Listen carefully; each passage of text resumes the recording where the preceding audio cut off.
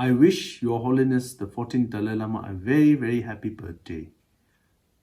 I thank Your Holiness for all your efforts and your dedication to benefit all sentient beings throughout existence. The words His Holiness speaks in the song is humanity. His advice that each of us develop compassion and human affection in order to diminish the division and bring about a sense of oneness of humanity that can lead to a more peaceful and happier world. Let me read out the lyrics. Today we are in the 21st century. A lot of violence, a lot of killing.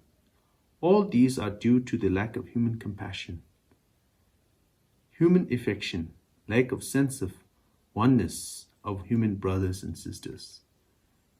We put too much emphasis on self-centered attitude and too much emphasis on the concept of we and they. That's the basis of killing, bullying, exploitation. All injustice is based on too strong a concept of we and they, me and them. Existing modern education is not adequate to reduce these things. Biologically, we all have the same potential, a great potential. Education should nurture that and should promote that. The time has come where we have to make every effort to promote through education these inner values.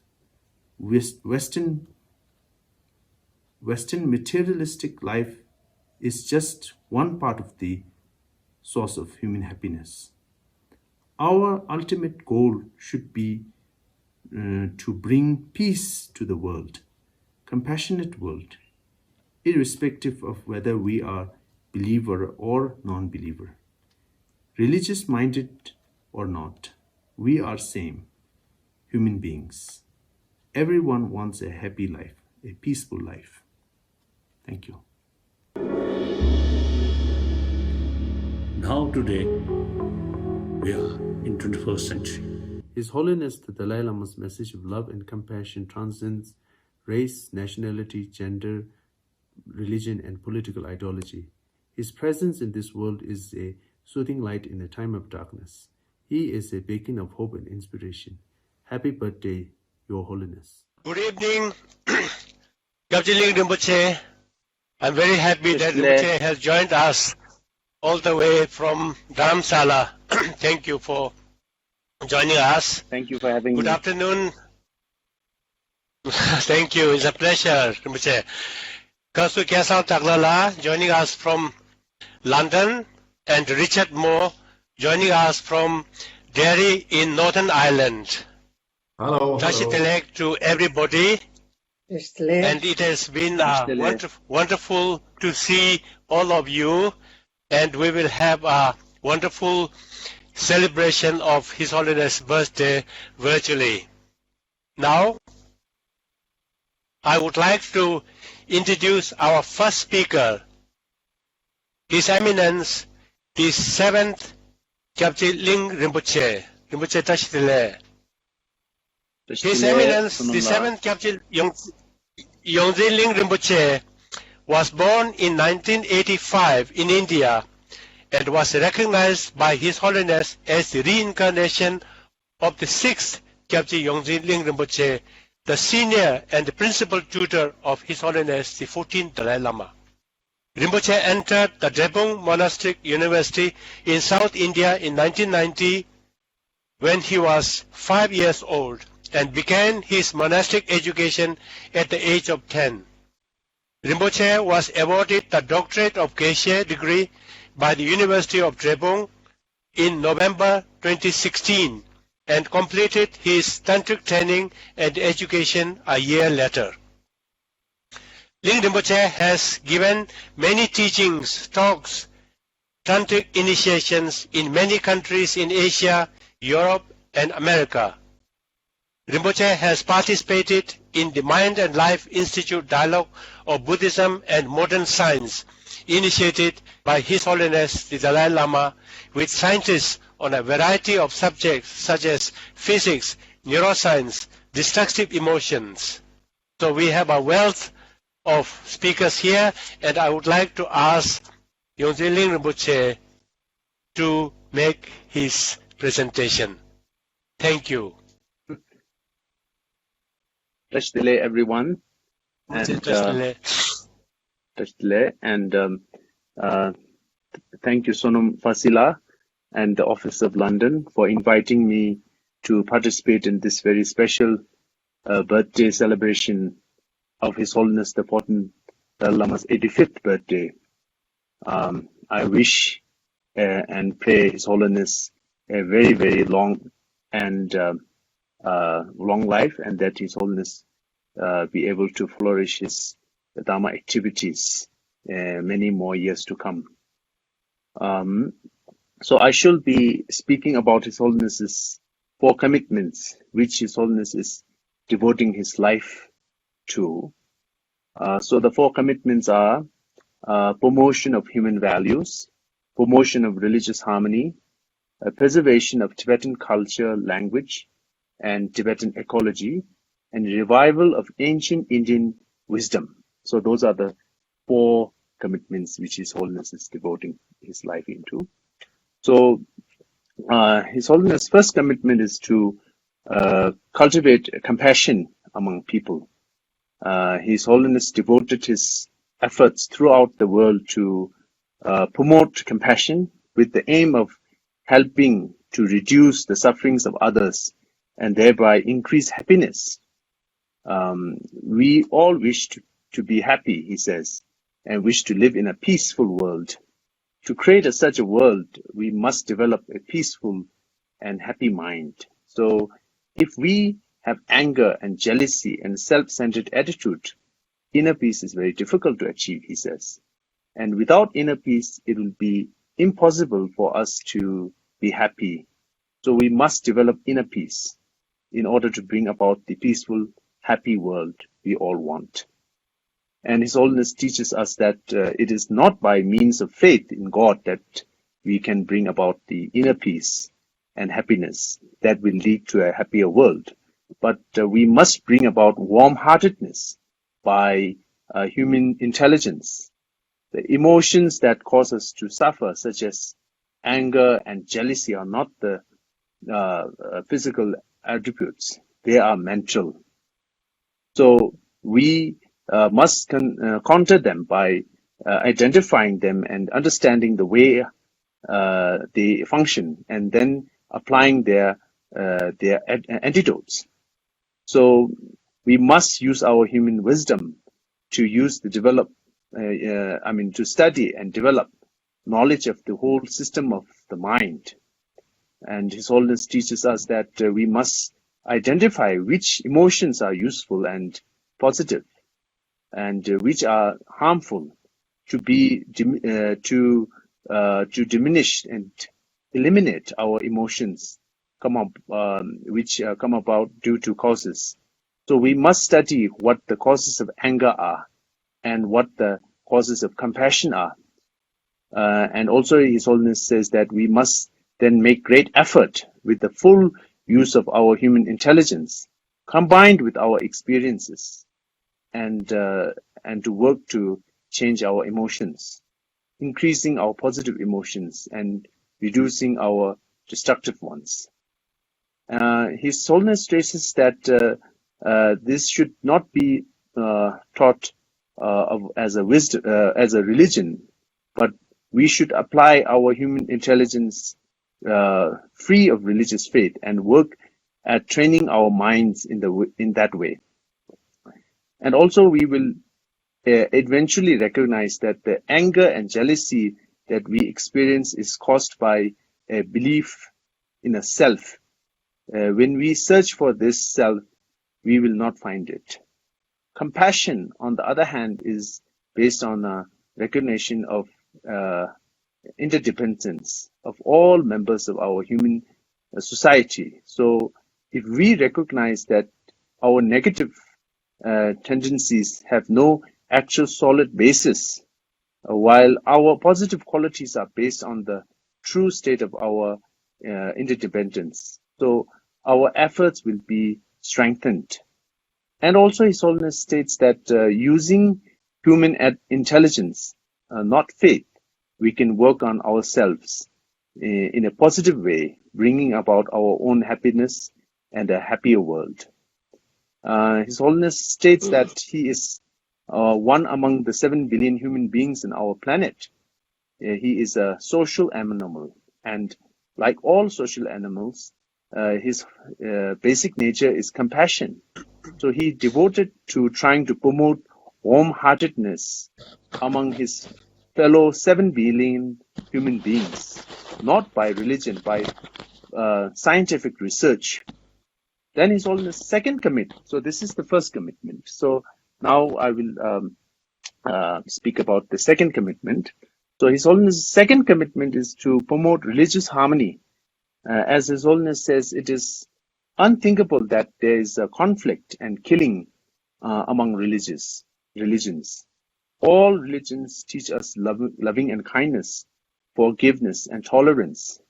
Religious harmony is very necessary, and it is possible, His Holiness says, as can be seen in India, where all religious traditions exist peacefully throughout, and as homegrown religions of India, such as Hinduism and Jainism and Buddhism, Sikhism, as well as the many followers of religions from other parts of the world, such as Islam and Christianity and Judaism and Zoroastrian, who have come to India and settled here. So His Holiness says that his second commitment is religious and promotion of religious harmony. Then His Holiness' third commitment regards Tibet. The people of Tibet have great faith in His Holiness and trust in His Holiness. So he therefore considers that he has a moral responsibility towards them. Regarding political matter, His Holiness retired from his position of temporary leader in 2001. He stated that in the future, if the institution of Dalai Lama remains, the future Dalai Lamas will have no political responsibilities. But the ecology situation in Tibet has an effect on the whole of Asia, being the roof of the world. All major rivers of Asia, such as Ganges and Brahmaputra and Mekong and Yellow River, that provide water to all parts of the Asian continents, have their sources in Tibet. So these rivers must be preserved in order to ensure the survival of the inhabitants of all the countries those rivers flow through. So due to global warming, the glaciers of Tibet are diminishing year by year. So His Holiness emphasizes that this is a very, very serious matter. And also that Tibetan knowledge was brought to Tibet from India. Buddhism was introduced to Tibet in the 7th century. However, in the 8th century, the Tibetan Emperor Songtsen Chisun Denzin invited Chandrarikshita, one of the most important scholars of the Nalanda Monastic University in Bihar, India, to come to Tibet. And it was Chandrarikshita who introduced the studies of Buddhist philosophy and promoted logic as a tool for testing the correctness of a particular view. So he encouraged the translation of Indian texts into Tibetan so that people could read, study, and discuss in their own language. This intellectual approach to the Buddhist practice was further developed in Tibet over centuries. Root texts on Buddhist philosophy by such masters as Nagarjuna and Chandakiri were memorized. Indian and Tibetan commentaries were studied, so that each word of root text could be scrutinized in logical debate. And this was the true application of Buddha's advice that his words not to be accepted by mere faith, but that it will be logically tested. Today, it is only among Tibetans that we find living knowledge of the true meaning of great Buddhist scholars of the past. So this knowledge is Tibet's great legacy. His Holiness has demonstrated his commitments to preserving this knowledge and the living tradition that maintains by re-establishing Tibet's great monastic centers of learning in Tibetan settlements established in the southern India. His Holiness also considers that maintaining Tibetan language is vital to the preservation of Buddhist thoughts. He often says that the Tibetan language leads itself to combine subtle philosophical concepts more clearly than any other languages. His Holiness often jokes that initially Tibetans were the disciples of Indian masters and assumed their role well, carefully and properly, practicing the further and studies of Buddhism. So today the Tibetans are the gurus, while the Indians, from whom they learned many centuries ago, are now the students. So now I'm going to speak about the fourth commitment. So the fourth commitment is to help revive the studies of ancient Indian classical studies, which were so well preserved and maintained in Tibet. So His Holiness's concern is that modern education emphasizes the development of our knowledge regarding the material rather than mind. Ancient Indian knowledge should be introduced into the education system not as a religion, but in a secular way, as an academic subject, teaching and teaching the working of mind, emotions, as well as technologies of mental training, such as meditation. His Holiness's belief is that India has a unique opportunity to combine the studies of the mind with knowledge of the outer world. So this is a brief, very, very brief commentary on the four commitments of His Holiness's, four commitments. So I have comprehensively have delivered this to you. I hope this was meaningful. Thank you. Thank you, Sonamla. Thank you, Rinpoche. Thank you, Rinpoche, for this splendid exposition and the hugely important subject, very dear to His Holiness, and you have enunciated this to come from our viewers. But for the time being, I will just say thank you very much for Rinpoche. And now we have probably about half an hour to have question and answer. We are seeing some questions, but before I go to the main questions that are coming from the our viewers, I would like to ask each of you a question. First one to Ling Rinpoche. Ling Rinpoche, when I travel to many parts of 11 countries within our jurisdiction, a question that constantly crops up is they would like to know a little bit more on the Nalanda tradition that His Holiness often talks about, the revival. And the question really asks is, what is it that in this Nalanda tradition that the other teachers, other teachings do not have? What is so fundamentally different from this tradition? So this would be very useful for the viewers who are asking questions. Thank you. Yes, Sonamla. So Yeah, so Nalanda was, geographically it is located in India, in the Indian state of Bihar nowadays. Nalanda was a very renowned place and vibrant philosophical inquiry.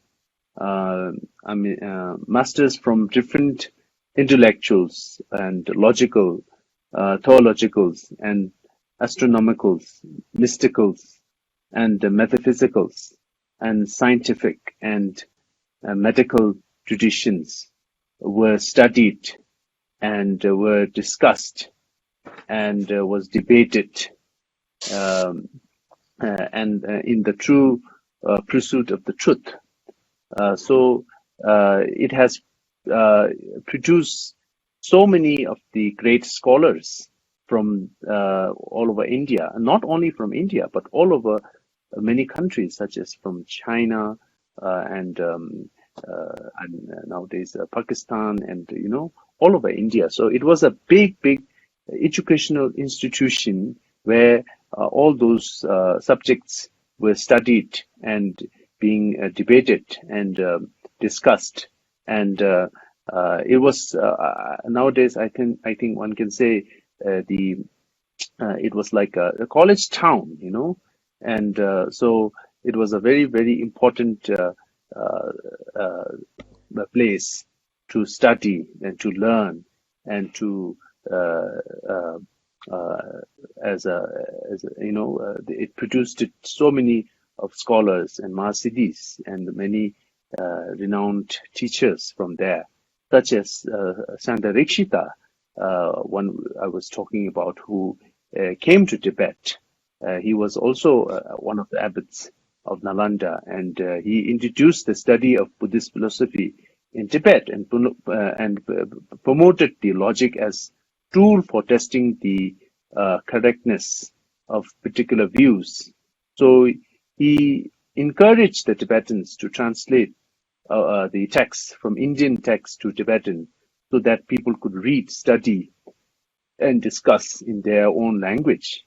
So this intellectual approach to the Buddhist practice was further developed in Tibet over the centuries, and the root text being in Indian and the commentary being in the Tibetan language. Such as the texts of Nagarjuna and Chandrakirti were memorized and studied, and each words of the root text could be scrutinized in logic debates. So this was the true application of the Buddha's advice, that his words not to be accepted by mere faith, but that it will be logically tested. So Nalanda was a place that people studied, and it was I can say that nowadays I can call it it was a big university in the old days. Yes. Thank you, Rinpoche. Thank you. I have one question to Ling Rinpoche from the viewers. This question says, Rinpoche, what can be the best gift we can offer to His Holiness the Dalai Lama on his birthday? What can be the best gift? This is a viewer's question. Okay.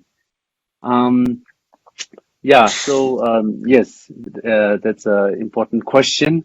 I think it is very important that the best gift for His Holiness on his birthday is that not a material or a object or something, something that in a materialistic world that they see it important, but moreover is that His Holiness, we should follow His Holiness's advice, and we should in order to fulfill His kindness and to follow His instructions, as He always teaches us to be compassionate, be loving, and be truthful, and always be there for the others. And if we implement that, I think that is the best gift, and that which will make His Holiness happy, and that that will be the best gift. Yeah, I would say that. Yeah.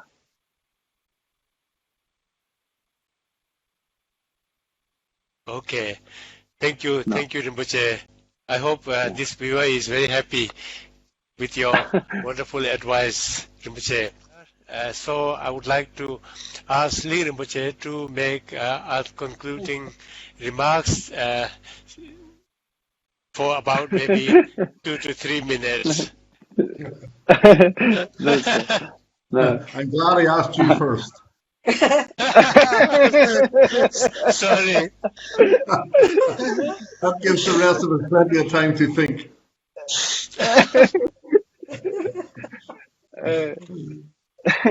Yeah, so I think I pretty much said whatever I have to say, but since now you have cornered me like this, Sorry, I'll have to say something, right? Just kidding. Yeah, so I think I would like to conclude that today we are celebrating His Holiness's birthday, and I think celebrating a birthday is it's not only a celebration, but I think at this particular moment or this special day, we should reflect on His Holiness's life story, and how much he has worked hard, and how much he has achieved through so much difficulties from a very, very young age. From I can say from the early 50s that he has gone through, but despite all those difficulties and all these matters politically and in a very difficult atmosphere from Tibet, that we were very remote, we had very, very less knowledge, but His Holiness was able to lead the Tibetan people. And after even coming into exile, His Holiness has,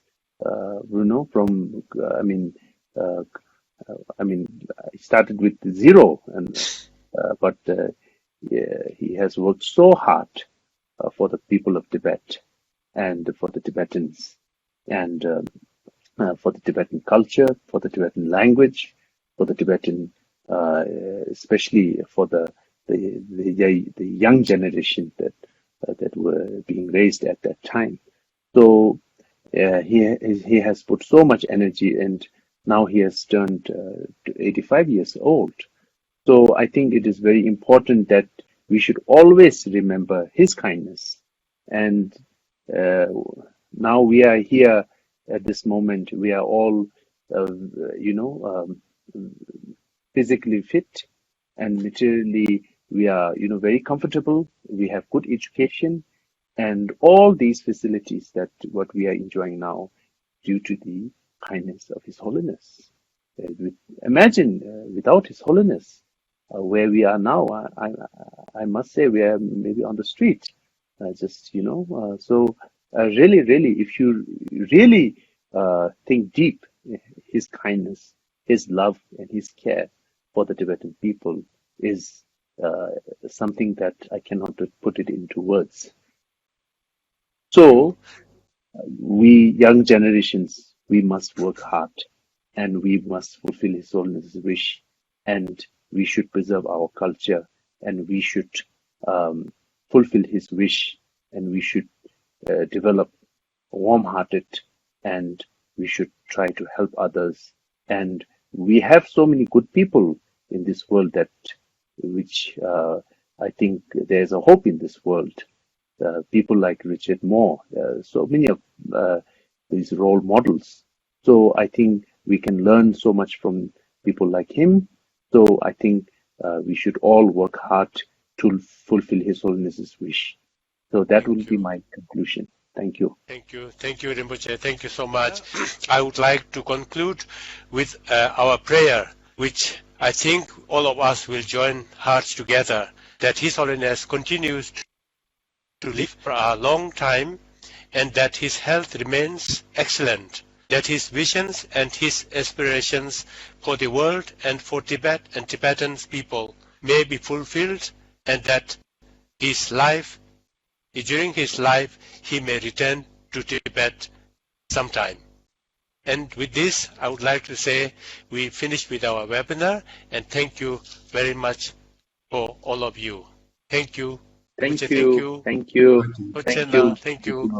Thank you. Thank you.